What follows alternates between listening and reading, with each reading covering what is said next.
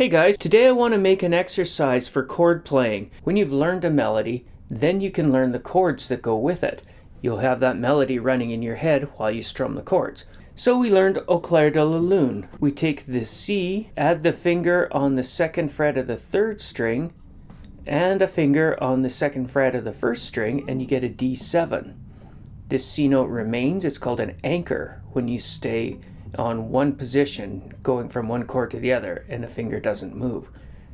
So practice putting these fingers down on those second fret notes, F sharp on the first string, A on the third, and in your strum now, the two lowest strings are X'd, we're not playing them, but the fourth string, the open D, we are playing. So D7 and C's can be played together.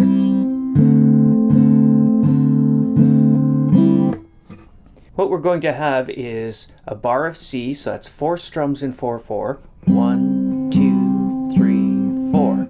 In the next bar you see a C chord and a G7 chord. The G7 chord comes in halfway through the bar, so you play 2 more C's out of the 4 beats and 2 G7s out of the 4 beats.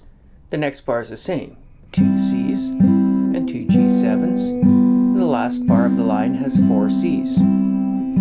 So here's that line. 1, 2, 3, 4. C, 2 more C's and 2 G7s. 2 more C's, 2 G7s, 4 C's finishes the line. The next line's identical. C's, 2 more, G7, C, G7, C. Next line has D7, so you've got your C note held nice and on its tip so it's not touching the other strings.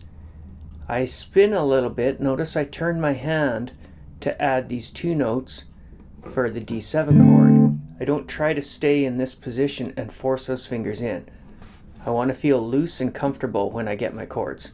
Now that line has a D7 in one bar, nothing in the next, and nothing in the next. That means D7 is continuing over 3 bars. 1, 2, 3, 4, 1, 2, 3, 4, another D7. Then the G7 to end the line.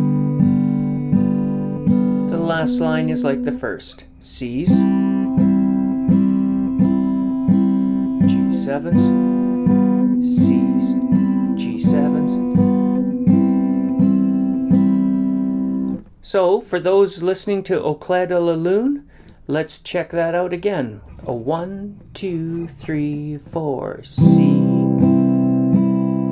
C, G7, C, G7, C, 2, 3. Next line. C,